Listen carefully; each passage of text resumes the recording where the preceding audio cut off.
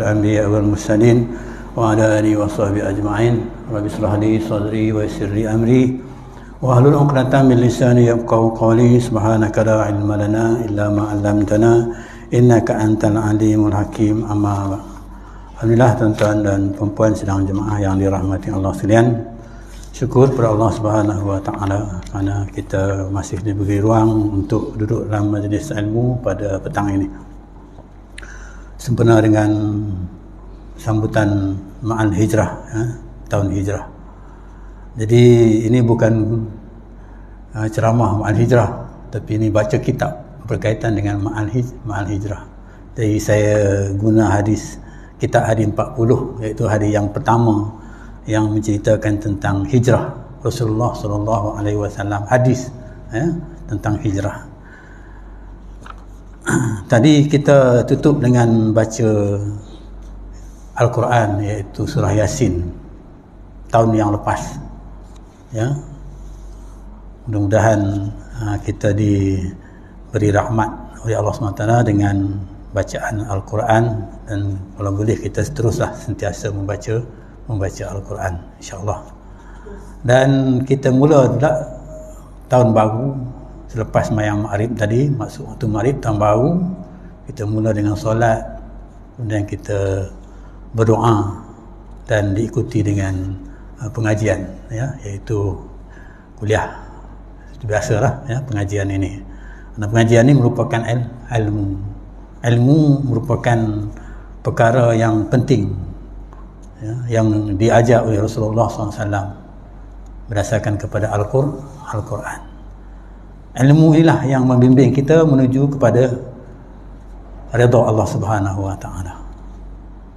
Jadi kalau boleh marilah sama-sama kita perbanyakkan ilmu kita. Baik, saya teruskan dengan baca hadis ini sebelum kita bincang. Saya ambil potong-potong saja. Jadi an Amirul Mukminin Abi Hafsin Umar bin Khattab radhiyallahu anhu qala sami'tu Rasulullah sallallahu alaihi wasallam yaqul innamal a'malu binniyat wa innamal likulli imrin ma nawa faman kanat hijratuhu ila Allah wa rasulihi fa hijratuhu ila Allah wa rasulihi wa man kanat hijratuhu lidunya yusibuha aw imra'atin yunkihuha fa hijratuhu ila ma hajara ilaihi. Rawahu Imamul al-Muhdisin Abu Abdullah Muhammad bin Ismail bin Ibrahim bin Mughirah Ibnul Barzabah al-Bukhari wa Ayyub wa Abu Husain Muslim Ibnu Hajjaj bin Muslim Husairi As-Saburi fi sahihahuma alladzina huma ashahul kitabul musaffah, ya. Jadi itu hadisnya, terjemahan hadis iaitu dari Amirul Mukminin Abu Hafsin radhiyallahu Umar Ibnu Khattab radhiyallahu anhu. Katanya, aku dengar Rasulullah SAW bersabda, hanya segala amal dengan niat, dan hanya bagi tiap-tiap seorang apa yang ia niatkan. Maka barang siapa hijrahnya kepada Allah dan Rasulnya, maka hijrahnya kepada Allah dan Rasulnya. Dan barang siapa hijrahnya bagi dunia yang ia akan memperolehinya, atau perempuan yang ia ingin mengahwininya, maka hijrahnya kepada apa yang ia berhijrah kepadanya itu. Itu hadis yang berkaitan dengan hijrah, ya. Jadi hadis ini diriwayatkan oleh Khalifah Umar Al-Khattab, Abi Hafsin gelarannya, ya, Amirul Mukminin, Khalifah Islam yang kedua.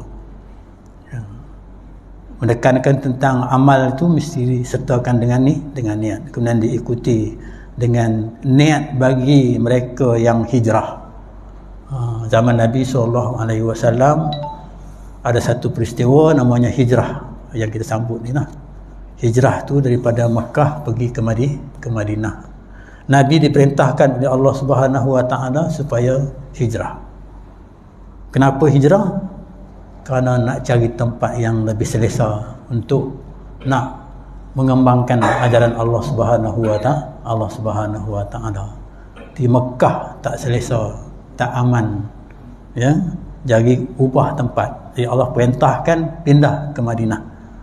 Jadi siapa yang pindah ke Madinah pada masa itu ikut perintah Allah Subhanahu Wa Taala dan perintah Nabi Muhammad SAW, maka kalau dia niat pindahnya itu kerana perintah Allah dan Rasulnya, maka dia akan dapat pahala, dan pahala itu pahala yang besar lah, pahala jihad. Tapi kalau ada yang pindah itu bukan kerana niat, kerana nak ikut perintah Allah, tapi kerana niat sesuatu, disebut di sini dia kata kerana ataupun kerana nak berkahwin, ya, nak berkahwin. Jadi dia dapatlah apa yang dia niatkan itu. Dia tak dapatlah bahagian jihad yang dikatakan. Dalam kisah ni ada kisah Ummul Qais. Ummul Qais ni dia pindah ikut Nabi, seorang perempuan. Ya. Bila Nabi kata pindah, Allah perintah pindah, dia pindah. Jadi dia dapatlah pahala jihad itu. Ya, tapi ada seorang laki-laki yang nak kahwin dengan dia. Ya, dia pindah juga. Sama dengan Ummul Qais, tapi dia niat dia kerana nak kahwin dengan Ummul Qais. Jadi sampai di sana dia kahwinlah dengan Ummul Qais. Dia dapatlah bahagian dunia yang dihajatkan itu, tapi bahagian jihadnya itu dia tak dapat. Itu dia katakan ni niat. Ya, niat kita kerana Allah, insya-Allah jadi ibadat. Allah akan bagi ganjaran. Kalau niat bukan kerana itu, maka dapatlah apa yang kita niatkan itu. Okey, kita pergi kepada hijrah dalam kitab ini. Pengertian hijrah, erti hijrah menurut bahasa ialah semata-mata meninggalkan, maksudnya meninggalkan, dan ertinya menurut istilah yang dikehendaki pada hadis tersebut ialah meninggalkan negeri Mekah lalu berpindah ke Madinah untuk kepentingan agama Islam. Dia kata erti hijrah yang dimaksudkan dalam kitab ini berkaitan dengan hadis ini yang saya bacakan tadi. Meninggalkan, berpindah. Daripada istilah di sini maknanya berpindah daripada Mekah ke Madinah. Kerana apa? Kerana kepentingan agama Islam, untuk nak menjaga Islam. Ya, pindah itu untuk nak menjaga Islam. Tapi kalau kita tengok sunnatullah, pindah ni biasa lah. Sunnatullah pindah ini. Kita daripada tak ada dalam perut, kemudian keluar, kemudian hidup, kemudian pindah pula pergi ke alam kubur, ya, dan sampai kepada hari akhirat, kan? Itu pindah, itu sunnatullah, kan? Kalau kita duduk sekarang ni pun betul juga, daripada kita kanak-kanak pindah pergi kepada remaja, daripada remaja pindah kepada dewasa, dari dewasa pindah kepada tua, kan? Bila dah tua pindahlah pergi kepada panggilan Allah Subhanahu Wa Taala. Itu biasa, kan, keadaannya begitu. Di dalam hadis ini nak menceritakan tentang apa pindah itu kerana kepentingan Islam. Sebab di Mekah tak selamat. Bilal bin Rabah diletakkan batu atas dada dia. Ya. Jadi nak beriman dengan Allah Subhanahu Wa Taala susah, ya, di tempat itu. Maka Allah suruh pindah supaya di tempat yang lebih selesa. Dan di Madinah itu merupakan tempat yang selamat, ya. Selepas Nabi buat perjanjian dengan orang Madinah, ya, maka keselamatan itu dijamin. Maka Nabi berpindah ke Madinah. Okey. Pengertian ini dia kata adalah khusus dengan keadaan waktu. Jadi waktu itulah, ya. Jadi siapa yang pindah daripada Mekah pergi ke Madinah, waktu itu, itulah pahalanya, pahala jihad lah maksudnya. Sekarang tak ada lagi dah. Sekarang yang ada niat saja, ya. Niat nak hijrah, nak buat tak boleh dah sekarang ni, kan. Mungkin lagi sudut yang lain bolehlah kita buat, kita pindah, kan. Daripada Kedah pindah ke Selangor, saya lah, kan. Sudut yang lain, kan. Tapi dari sudut nak hayati perpindahan itu, zaman Nabi itu, jadi hanya niat saja yang boleh dihayati, pindah, ya. Jadi kalau dia niat nak berusaha ke arah untuk berubah, maka itu yang terbaiklah maksudnya, ya. Dan ada pun pengertian yang umum yang berlaku pada tiap zaman, iaitu hijrah dari melakukan larangan Allah untuk meninggalkannya sama sekali, untuk melaksanakan segala yang diperintah dan yang disukainya. Itu yang diselitkan di sana. Jadi maksudnya penghayatan penghijrahan itu yang disebut kat sini, mungkin zaman itu dah tak berlalu lah, kita tak boleh halau sebab dah terlepas dah zaman itu, tak boleh ikut dia. Mereka yang bersama dengan Rasul saja yang boleh melakukan itu, kita tak boleh dah. Tapi kita boleh lagi di sini, lagi penghayatannya, iaitu hijrah dari melakukan larangan Allah.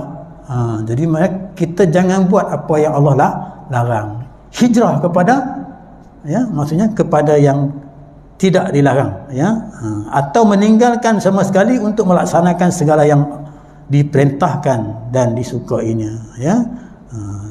Untuk melaksanakan, jadi tinggalkan hak yang dilarang itu, kemudian kita melaksanakan apa yang diperintah oleh Allah Subhanahu wa taala, lebih-lebih lagi yang disukai oleh Allah Subhanahu wa taala, iaitu apa yang diperuntukkan kepada kita lah, yang Allah suka, ya. Mungkin kita tak suka tapi Allah suka. Solat misalnya, itu Allah suka, ya. Dalam satu dia kata Nabi suka, ya. Allah suka, Nabi pun suka juga, ya. Nabi suka kepada orang tua yang beribadat. Itu Nabi suka orang yang tua beribadat. Tapi Nabi lebih suka kepada orang muda yang beribadat. Itu kesukaan Nabi SAW. Okey. Jadi di sini mana kata penghayatan hijrah di sini maksudnya iaitu meninggalkan segala yang tak baiklah dan melakukan yang baik yang dikehendaki oleh Allah Subhanahu wa taala. Inilah pengertian hijrah dan hakikatnya yang meliputi segala macam hijrah yang dituntut Islam oleh seseorang itu. Maksudnya itulah hakikat sebenarnya hijrah itu, ya. Ataupun mudah kita kata berpindah daripada tak baik kepada baik, kan. Itu maksudnya yang lebih mudah lah, ya. Berpindah daripada orang tak suka kepada orang suka, ya. Berpindah daripada isteri tak suka, kan, berpindah kepada isteri menyukakan kita. Jadi macam mana? Buatlah macam mana pun, kan. Itu. Iaitu dia kata hijrah dengan perkataan, contohnya perkataan kita pindah daripada perkataan yang tak elok kepada perkataan yang elok. Itu maksudnya penghayatan hijrah yang dimaksudkan di sini. Mungkin kata-kata kita agak tak elok, tak menyenangkan hati dan sebagainya, ya. Jadi kita pindah kepada yang elok. Sebab yang tak elok ni bukan Allah saja tak suka, orang pun tak suka. Kan? Orang pun tak suka, kan? Bukan Allah saja tak suka. Jadi dari perkataan yang tak elok, mungkin perkataan macam perkataan yang keji, perkataan caci, cela, maki, hamun, kan, contohnya. Ini perkataan yang tak elok. Jadi tolak yang itu, pindah kepada perkataan-perkataan yang baik, kan.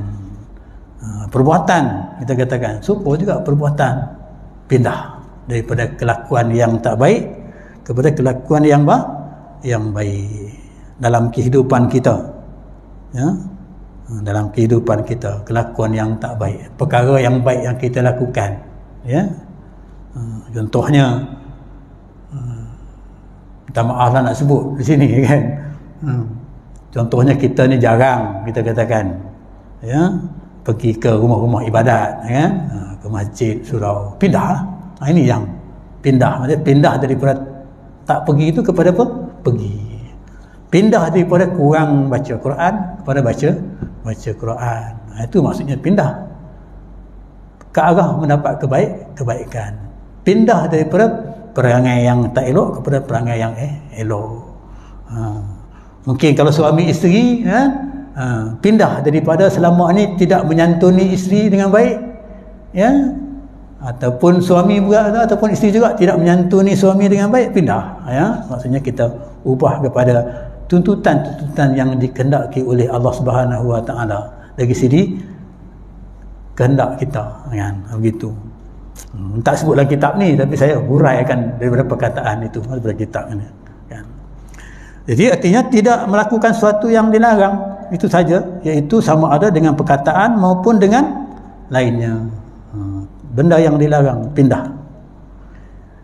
Hijrah kepada Allah dan Rasulnya sebagaimana yang disebut dalam hadis tadi, sudahlah jelas pengertiannya, iaitu melakukan hijrah itu sesuai dengan maksud agama. Maksud dengan agama, sesuai dengan maksud agama. Agama suruh pindah, pindahlah. Daripada tak baik, daripada bercakap dusta, berpindah kepada cakap benar. Itu agama suruh, kan. Daripada, bolehlah kita huraikan macam-macam lah, kan. Berdasarkan kepada kita sendirilah, boleh kita bincangkan macam mana, ya. Maksudnya daripada agama, struktur agama. Apa agama minta? Kalau agama kata yang itu salah, salah lah, kan? Ikut. Dan pengertian ini meliputi pula kepada pengertian perintah yang lain, iaitu suatu perintah mestilah dilaksanakannya sesuai dengan tuntutan agama. Itu dia kata pindah, ya. Maksud artinya pindah kepada yang baik, daripada tak baik kepada yang baik. Sebaliknya dia kata ada pula hijrah kepada yang lain dari Allah dan Rasulnya, iaitu kerana dunia. Macam perempuan tadilah, macam lelaki dengan Ummu Qais tadi, ya. Atau kerana perempuan, dia kata masuk ke dalam pengertian ini segala amal yang dikerjakan kerana kepentingan dunia atau mata benda dan kedudukannya, dan ini sudah tentu berlawanan dengan hakikat yang sebenarnya. Hakikat ikhlas kepada Allah itu sebenarnya berlawanan. Tapi inilah pula yang menjadi daya pendorong bagi kebanyakan kita, kebanyakan orang yang beramal untuk mengejar keuntungan yang segera, lagi dekat sesuai dengan pengertian dunia itu sendiri.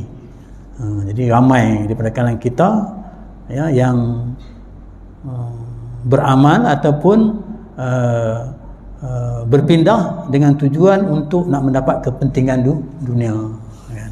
Kepentingan dunia, ya. Itu yang dikaitkan dengan hijrah di sini, ya.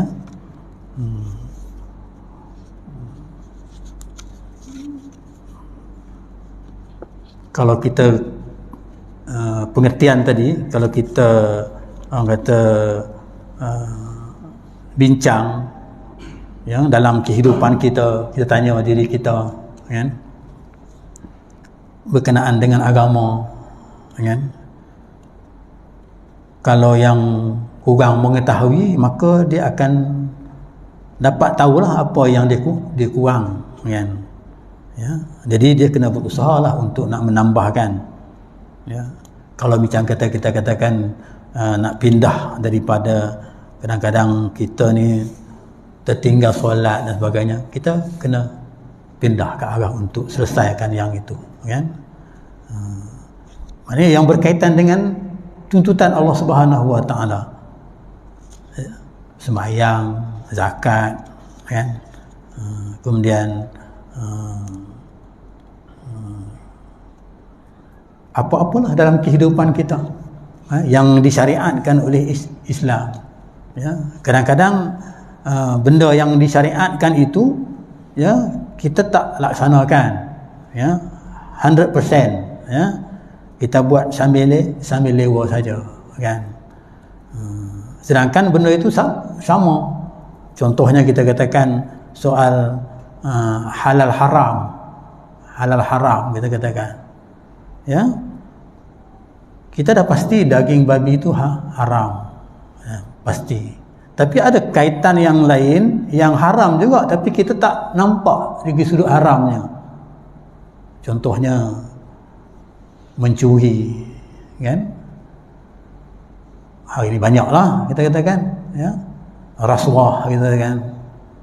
Itu haram juga kan, tapi yang itu kita tak nampak seperti mana jelas macam babi tadi itu. Jadi ini kita kena ubah, kena ubah pemikiran kita supaya yang kedudukan haram babi itu ataupun haram kita berzina dengan isteri dengan ibu kita dan sebagainya, itu haram jelas kan. Tapi ada benda lain yang sama hukumnya macam itu. Contohnya macam minum arak kita katakan. Jadi rasuah dan sebagainya kan. Jadi bila sebut babi kita rasa jijik sangat kan. Jijik sangat. Nak sebut pun kita marah. Kalau orang panggil kita babi ni, marah kita kan. Tapi kalau kita ni melakukan rasuah, kita katakan melakukan benda-benda yang zalim lah kita katakan kan. Jadi itu maksudnya juga dikatakan haram. Jadi penghayatan ini mesti berdasarkan kepada ilmu. Jadi kita kena tahu ilmu ni hari ni kita boleh dapat banyak lah daripada telefon pun boleh dapat, Google kita boleh dapat macam-macam kita boleh dapat. Cuma kita nak berubah saja daripada benda yang baik kepada benda yang tak baik. Dalam telefon ni banyak benda baik, ada juga benda yang tak baik. Jadi kalau kita gunakan telefon ni ke arah benda yang tak baik pada fikiran kita, maka kita tolaklah kan. Kita gunakan yang baik kan. Macam kita katakan Quran, kita gunakan yang baik, boleh gunakan telefon, kita boleh baca Quran, ubah. Bukan hanya telefon ni untuk benda yang lain saja dalam keperluan hidup kita, maka kita ubah juga sebahagian daripadanya untuk kita beribadat kepada Allah Subhanahu Wa Taala. Mungkin masjid kita ada buat Al-Quran EQ, Al-Quran di hati, Al-Quran di hati, kumpulan Al-Quran di hati. Dah ada 3 kumpulan kot rasanya, dah lama dah kita buat. Setiap 1 minggu kita habiskan satu juzuk, satu juzuk.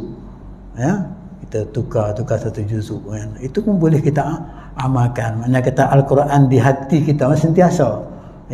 Kalau kita nak buat seorang-seorang, kadang-kadang mungkin kita tertinggal. Tapi bila kita ada kumpulan macam ni, maknanya kumpulan itu membantu kita. Kan? Kadang-kadang saya pun tengok juga dalam telefon ni, tengok orang lain dah habis, aku belum habis lagi. Kelang kabut baca. Kan? Begitu kan. Bukan masalah itu, tapi maksudnya kita nak kan begitu. Tengok kadang-kadang leka juga kan, tak tengok. Jadi itu maksudnya kita boleh ubahlah maksudnya. Boleh buat macam tu dengan tujuan untuk kita nak lebih baik daripada itu. Apatah lagi kalau kita mengikuti kelas-kelas Al-Quran macam Ustaz Syakir buat tiap-tiap malam Jumaat, hari Jumaat malam kan, kelas Al-Quran kan, ikutilah, tak ada masalah kan. Itu lebih baik. Bukan makna kita dah boleh baca Al-Quran tu maksudnya tak payah kita ikuti, boleh kita ikuti. Setidak-tidaknya kita datang dengar pun sudah cukup. Sebab majlis ilmu ni berkumpul membaca Al-Quran, berkumpul macam kita duduk sekarang ni, majlis ni mendapat rahmat, diberi rahmat oleh Allah Subhanahu Wa Taala kepada mereka yang duduk dalam majlis ini. Rahmatnya wallahu alam, tak tahulah. Jadi disebut nikmat, disebut rahmat ni dalamnya ada banyak nikmat lah.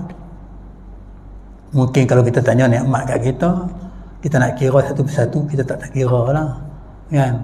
Nikmat mata boleh melihat, nikmat hidung boleh bernafas, nikmat telinga boleh mendengar kan, nikmat kaki boleh berjalan. Ada orang tak berjalan dah, tak sampai dia ke masjid dah kan. Jadi itu nikmat lah. Sebut rahmat ni nikmat yang Allah bagi kepada kita kan. Jadi itu rahmat yang Allah bagi kepada kita, nikmat. Kemudian bukan setakat itu saja, malaikat mendoakan kita. Dalam majlis ini malaikat mendoakan kita. Dalam majlis apa-apa sajalah, dalam kumpulan-kumpulan yang berkaitan dengan agama. Kemudian lepas, kalau ke masjid kita ni, lepas sembahyang Isyak kita ada baca surah Al-Mulk kan, surah Al-Mulk. Duduklah sekejap baca surah Al-Mulk kan. Mungkin kalau daripada tak lancar menjadilah lancar kita membaca surah Al-Mulk. Dan fadilatnya hebat surah Al-Mulk ni, mengelakkan kita daripada azab api neraka, azab alam kubur kan. Itu surah Al-Mulk kita baca kan. Apa sajalah majlis-majlis Al-Quran kan. Maksudnya yang berkaitan dengan ilmu Allah Subhanahu wa taala, yang mengingatkan tentang keagungan Allah Subhanahu wa taala. Alhamdulillah, dalam karya masjid kita ni banyak dah surau-surau yang lepas isyak mereka amalkan baca surah Al-Mulk, ya. Saya masa bagi kuliah dekat surah An-Nur pun, tu surah yang pertama membaca surah Al-Mulk ya surah An-Nur, pelangi. Kemudian diikuti dengan masjid kita lah, walaupun sambutannya tak begitu menarik kan. Kemudian diikuti pula dengan surah Mustaqim pasal 5, kan. Kemudian diikuti pula dengan surah Istiqamah pasal 6 dekat belakang rumah Datuk Makiman tu. Ini yang kuliah, surah-surah yang saya bagi kuliah lah, ya, ada kuliah dekat sana, kan. Kemudian baru ni katanya ada pula surau Haji Musa kot bercadang-cadang nak buat, kan. Alhamdulillah lah maksudnya. Kenapa? Kerana nak EQ tadi tu. Setidak-tidaknya boleh kita kata Al-Quran tu dekat di hati kita. Maksudnya dalam masa mana mungkin kita tak sempat nak baca Al-Quran satu hari lagi. Jadi kita ubahlah, ya, ambil pendekatan yang macam itu. Itu maksudnya hijrah ni maksudnya. Dalam kehidupan kita ni banyak yang perlu kita ubah untuk nak mendapatkan kita katakan keredaan Allah Subhanahu wa taala dari sudut agama. Ya. Isu agama kita kena banyak berubah, kan. Berubah. Dari sini hijrah, maksudnya hijrah, ya. Sebab orang yang berhijrah ni dia berjaya. Tapi maksudnya hijrah di sini berjaya di hari akhirat lah. Kalau kita berhijrah ke arah nak menuju kepada pendekatan diri kita kepada Allah Subhanahu wa taala, maka itu pastilah akan dapat kejayaan di hari akhirat. Tapi dalam kehidupan dunia pun bagi mereka yang berhijrah ni berjaya. Kehidupan dunia, ya, bagi mereka yang hijrah ni berjaya. Seorang pindah sana pindah sini, berjaya perpindahan itu, ya.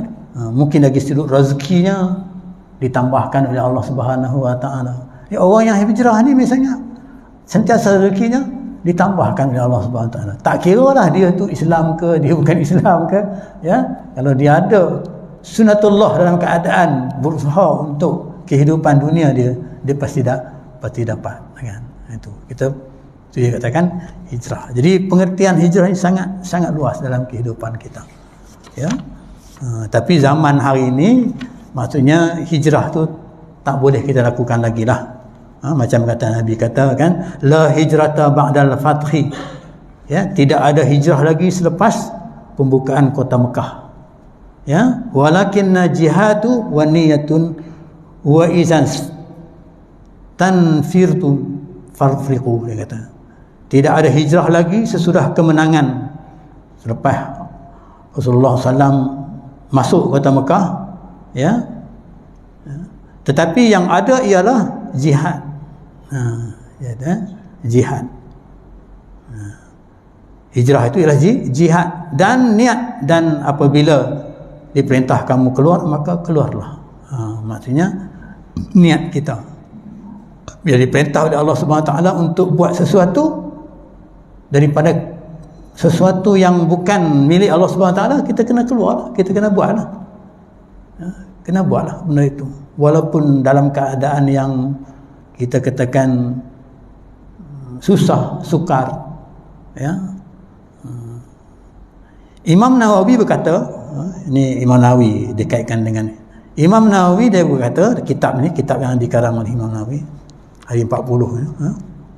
Nawawi kata dikehendaki dengan hadis ini, itu hadis yang kita bacakan tadi, ialah bahawa kebanyakan yang terhenti kebaikan, ya, kebaikan yang terhenti atau terputus dengan hapusnya hukum hijrah dapat dihasilkan dengan jihad dan niat yang baik. Jadi pindah tak ada lagi dah. Yang ada dari segi jihad dan niat yang baik. Makna kata niat yang baik itu merupakan satu perpindahan. Dan apabila diperintah kamu oleh imam ataupun raja yang adil untuk keluar kepada jihad, pergi kepada jihad, iaitu mengembangkan agama Allah Subhanahu Wa Taala dan kepada melaksanakan amal yang baik ataupun perintah itu suruh kita beramal dengan amal yang baik, maka naklah kamu keluar, naklah kamu pergi. Itu maksudnya. Perintah. Mungkin pemerintah di negeri Selangor ini ya berkehendakkan kepada penghuni-penghuni yang tinggal di Selangor ini ya naklah berhijrah di sudut mana, iaitu setiap masjid, setiap surau ada kuliah, maka dituntut menghadiri kuliah-kuliah sujud untuk menambahkan ilmu, kan? Itu yang diseru oleh pemerintah, oleh JAIS lah, kan? Dengan tujuan untuk nak mendidik masyarakat, mendidik rakyat ya, kepada baik, kepada kebaikan. Jadi kita kena berpindah. Itu maksud di sini kata Imam Nawawi maksudnya. Jadi kalau ada pemerintah kita, kalau suami perintah isteri, itu ketua juga kan, perintah isteri untuk kepada yang baik, maka buatlah, kan? Ataupun kepada isteri yang perintah suami untuk buat benda yang baik, buatlah. Ya. Kadang-kadang isteri pun ada juga ya yang perlu orang kata menegur ya isteri kepada menegur suami kepada benda yang baik, kan? Sebab apa? Sebab ada kebaikan di sana. Kalau tidak, dia jadi aib, ada keaiban di sana ya, aib. Cerita orang yang tak ada ilmu ni, kan, keaiban yang berlaku kepada dia. Cerita orang Kedah lah ni, cerita orang kata cerita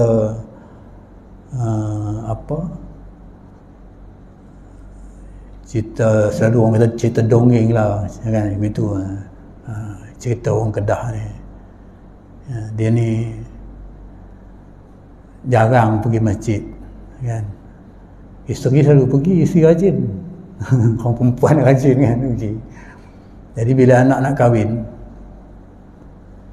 kata isteri, abang pergi jumpalah dengan tu imam masjid tu, nanti susah anak kita dia kahwin ni. Dia kata pergilah jumpa dengan imam masjid tu, kenalkan dia, tanya macam mana nak urusan nikah ni sebagainya, kan. Ini cerita rekaan, tapi ada falsafah di sana, kan.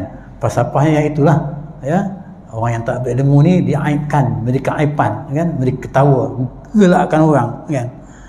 Jadi dia kata, alah, itu kerja orang lelaki, orang Kedah cakap, kan, kerja orang lelaki, hampa tak payah ambil tahu lah, dia kata. Kan. Yang ada orang Kedah kat sini tu, Zaidi ni orang Kedah, kan, hampa orang lelaki tak payah tahu lah, dia kata, bahasa orang Kedah, kan. Hampa orang perempuan apa tahu, macam itulah bahasanya, kan. Tapi dah dekat-dekat dah nak kahwin ni, kan, dia pun dah terlewat dah nak kahwin, baru dia kelang kabut, kan. Tak kenal imam tak kenal, kan, sebab jarang pergi masjid, kan, tak kenal imam. Lepas tu macam mana ni aku nak pergi ni, dia kata imam tak kenal. Itulah bang, saya cakap dah hari tu, abang duk lengah lagi tak pergi dah. Macam mana ni, dia risau lah, kan.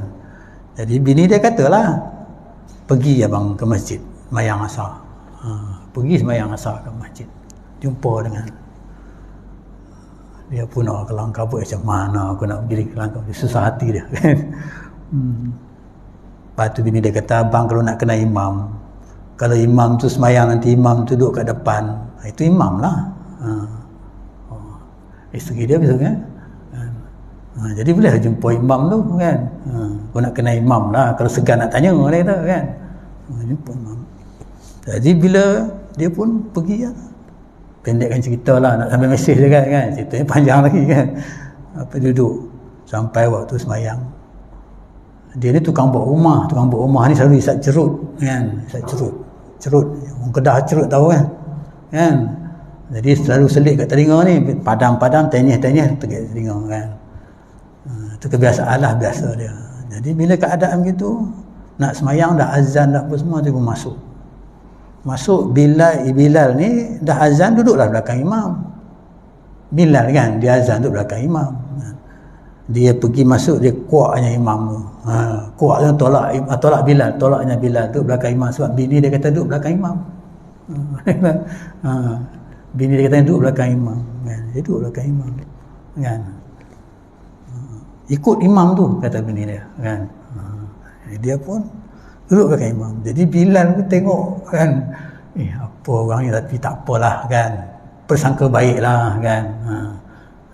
Jadi dia pun tadi ni cerut tadi ni, dia tanya selit kat sini, kan, semayang Allahu Akbar, semayang Allahu Akbar, semayang. Yang cerut tadi tu tak tanya habis, dia menyala lagi sikit, kan.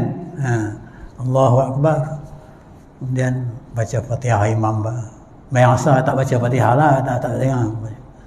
So saya baca pun, dia pun bacalah. Lepas tu rasa telinga ni rasa panas tu. Dia panas, kan. Dia cerut dia menyala, kan, kena kipas angin tu, panas telinga. Jadi panas telinga, apa pasal ni telinga ni panas ya tadi, kan. Ujian kot, kata dia. Ujian. Dia kata ujian kot ni, kata dia, kan. Jadi dia pun tak apalah. Lepas tu Allahu Akbar, imam pun rokok. Dia pun rokok sama imam. Rokok yang dia selit tadi tu, yang bahagian menyala tu duduk, dia naik ke atas lah, kan. Dia rokok naik ke atas, kena kipas, lagi cepatlah dia menyalanya, kan. Rasa lagi panas, kan, panas. Lepas tu naik balik, lepas tu terus sujud, kan. Dia naik balik tu tak rasa lah panas sangat. Sujud balik tu rasa panas, sangat-sangat panas. Pasal telinga ni panas, kan. Tak apalah, dia kata ujian agaknya ni, kata. Lepas tu duduk tahiyat antara dua sujud. Lepas tu sujud kali kedua. Sujud kali kedua tu dah menyala kuat dekat telinga ni. Menyala kuat, dia pun tak boleh tahan, dia pun tepih kat telinga dia. Tepih tu, cerut tadi terpelanting masuk dalam kain imam kat depan tu. Masuk dalam kain imam kat depan tu, kan. Masuk dalam kain imam kat depan tu, maka imam pun rasa apa pasal ni, masuk telah pelipat dia, kan. Apa pasal panas-panas ni, kan. Agaknya imam tu pakai kain yang jenis getah ikut, kan. Bukan kain yang cotton ni, kan, getah ni. Jadi panaslah rasa, kan. Imam nak berdiri balik tu rasa panas, kan. Jadi dia pun lompat-lompat lah, kan. Macam terasa macam terbakar, kan. Terlompat-lompat. Dia pun lompat-lompat macam imam tu, kan. Jadi makmum yang lain ni, apa hal dia ni? Imam tu lompat-lompat pergi sana, dia pun ikut macam tu, kan. Kata imam tu, kan. Cerita dia, kan. Itu jadi ketawakan orang lah, kata, kan. Begitu keadaan dia. Cerita lah, dia tak ada kena dengan orang-orang yang tertentu. Tapi dia bahasakan diri dia tu palsu. Yang tahu cerita ni, bila dia dah agak ada lama dah cerita tu, dah dewasa, orang kata dah ada cucu dah kot, dia jadi siap dekat masjid tu, kan. Imam tu dah tak ada lagi dah meninggal, jadi siap dekat masjid tu. Biasalah budak-budak muda datang, kan. Dia kata dia duduk marah, datang masjid semayang siap, biasanya kan begitu lah, kan. Datang masjid semayang. Lepas tu dia cerita lah, aku dulu, dia kata macam ni lah, dia kata, kan. Lihat sangat nak duduk dalam majlis ilmu ni, dia kata. Nak dengar kuliah ni, dia kata. Lihat sangat. Jadi sekarang ni alhamdulillah lah, dia kata, kan. Jadi tahu cerita tu begitulah, kan, kepada yang tahu. Itu keadaan dia yang berlaku. Jadi kurang ilmu tu menyebabkan diketawakan, digelakkan oleh orang, kan. Jadi malulah keadaan itu, kan. Tapi akhirnya alhamdulillah, ya, kesedaran itu timbul dan menyebabkan dia dekat dengan masjid. Daripada jauh dengan masjid yang tak tahu apa-apa, akhirnya dia dah dekat dengan masjid, walaupun dalam keadaan kita di hujung hayat dia, kan. Begitu. Itu perubahan lah, perpindahan, kan. Proses perpindahan yang menyebabkan kepada yang tak baik kepada yang baik, kan. Jadi banyaklah cerita-cerita yang lain lagi, huraian yang lagi yang berkaitan dengan itu, ya, yang berkaitan dengan itu. Jadi dalam hari ini, maka kesimpulan daripada hijrah ini mungkin mungkin orang pandang dari sudut, banyaklah banyak sudut kan, tapi kesimpulan daripada hijrah ini iaitu nak ajak kita, Nabi nak mengajak kita dari segi hakikatnya, nak mengajak kita supaya daripada tak baik kepada baik dalam kehidupan kita. Ya, jadi apa sajalah daripada tak baik kepada yang baik.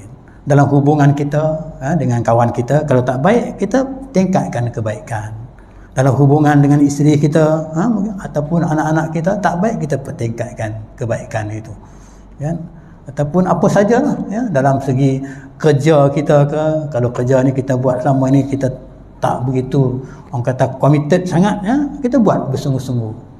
Sebab yang bersungguh-sungguh ni pasti dia akan mendatangkan kejayaan dalam hidup kita.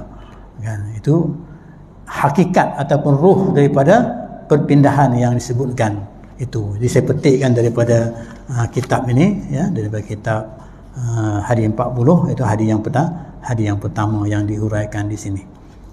Selain yang diceritakan tadilah, tapi dari sudut perpindahan itu, maka kita kena olah sendirilah dalam kehidupan kita. Kita kena olah sendirilah dalam kehidupan kita. Apa yang kita perlu pindah? Yang baik, kita nampak ini baik, kita pindah kepada yang baik. Ikutlah kepada yang baik. Itu sunnatullah yang baik. Tapi saya tengok kejayaan-kejayaan mereka yang berpindah ini jelas. Jelas. Saya cerita dulu dekat masjid juga, saya cerita. Saudara saya dulu duduk kampung, susah. Buka tanah peneroka di Pahang, di Padang Tiun, kan, peneroka Felda apa. Jadi pindah ke sana, dapat tanah. Orang kampung semua tak bagi pindah, jangan pindah, dia kata. Kan, susah duduk lautan, kan, begitu keadaan dia. Jadi dia miskin, dia susah, dia nak pindah, dia pindah juga. Kan, susah-susah lah macam mana, kata, tapi dia pindah. Tapi hasil perpindahannya itu banyak perubahan kejayaan yang dia dapat. Maksudnya ketika itu mungkin kita dengar cerita orang Felda duit banyak dan sebagainya, kan, yang karen tak ada pun boleh beli peti ais letak kat rumah, kan. Masa tu kita dengar cerita, kan, itu keadaan dia. Kemudian boleh beli kereta, boleh pergi Mekah haji. Bila dia balik kampung, lepas 2, 3, 4, 5, 6 tahun dia balik kampung, tempat yang dia tinggal tu, kawan-kawan bersama dengan dia tu macam tu juga, tak berubah, macam tu juga. Tapi dia dah meningkat dari satu peringkat ke peringkat. Bukan hanya setakat orang kata buat kerja kelapa sawit, bahkan dia buka kedai di Felda, dia berniaga di Felda, dia buka kedai motor, dia bela lembu dalam kelapa sawit dan sebagainya. Jadi satu kejayaan yang hebat pada dia. Boleh hantar mak bapak pergi ke Mekah menunaikan fardu haji. Masih hidup lagi bapak saudara saya itu, kan. Kita pun terpelajar, kita pun dah terbelakang daripada dia. Itu dari segi dunia lah, kan, dari segi kehidupan dunia. Tapi maksudnya berjaya lah, kan. Orang yang berpindah tu berjaya. Aku qouli hadza wa astaghfirullah. Assalamualaikum warahmatullahi wabarakatuh. Mudah-mudahan apa yang saya sampaikan ni sedikit memberi manfaat kepada kita untuk kita berubah dalam kehidupan kita, iaitu kita berhijrah daripada yang tak baik kepada yang baik. Aku qouli hadza wa astaghfirullah. Assalamualaikum warahmatullahi wabarakatuh.